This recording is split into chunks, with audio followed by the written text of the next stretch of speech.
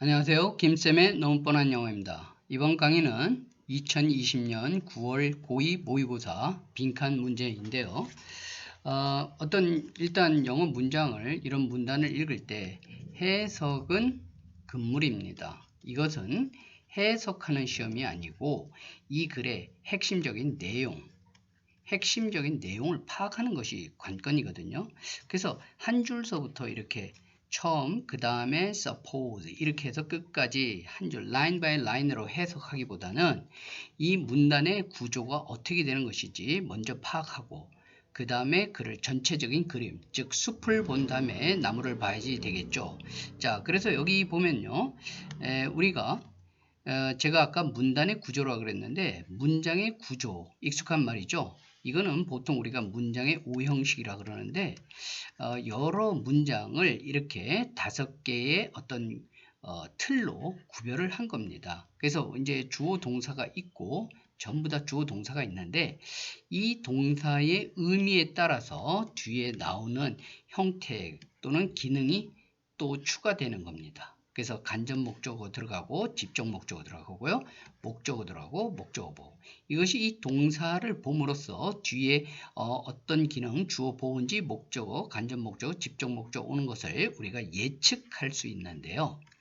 자, 그러면 이제 문장을 넘어서서 우리가 한 문단을 보도록 하죠. 문단은 보통 이렇게 앞에 들어가는 걸 표시하면 이렇게 되는데 보통 이 첫 문장을 보고요. 첫 번째 문장, 마치 문장에서 주어 동사를 봄으로써 뒤에 어떤 내용이 흘러나올 것이라고 예측할 수 있는 것처럼 문단에도 그런 구조가 있거든요.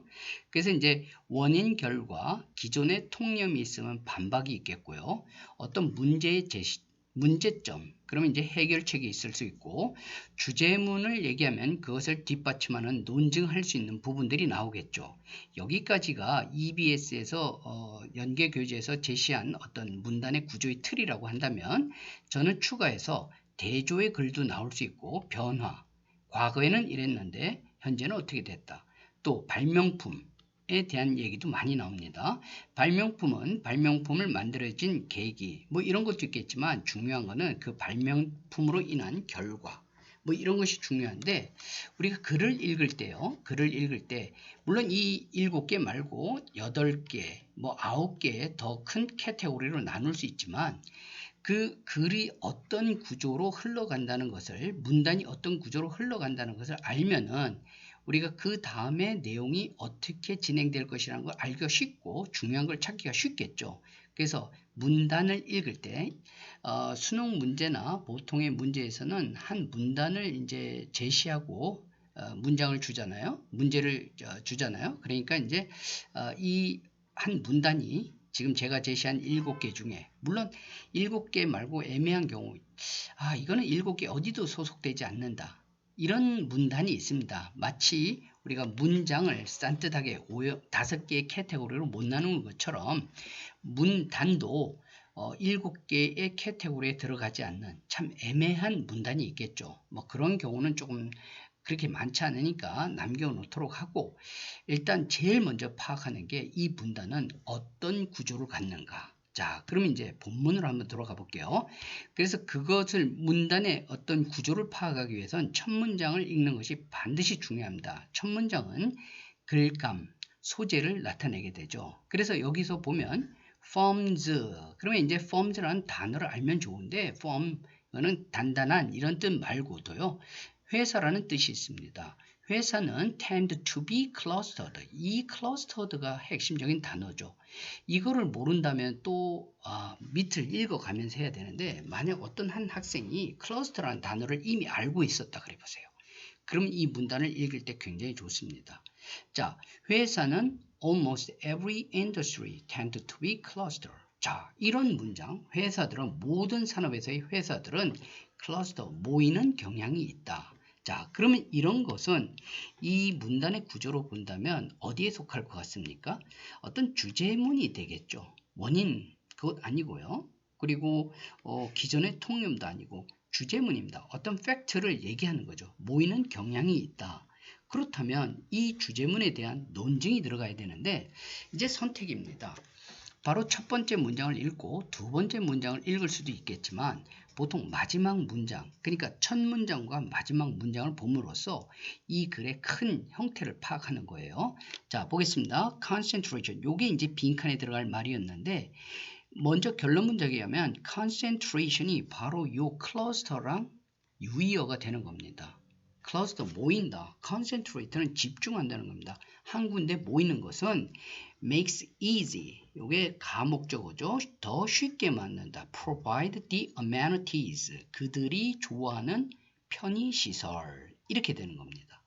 그러니까 집중하는 것은 그들, 여기서 이제 위에 있는 어떤 회사들이나 뭐 이렇게 되겠는데요. 그들이 좋아하는 편의시설을 제공하는 걸 더 쉽게 만든다는 겁니다. 그러니까 이 다시 첫 문장으로 올라가면 회사들은 모이는 경향이 있다. 그럼 이런 글을 읽으면 여러분은 어떤 생각이 떠오르나요?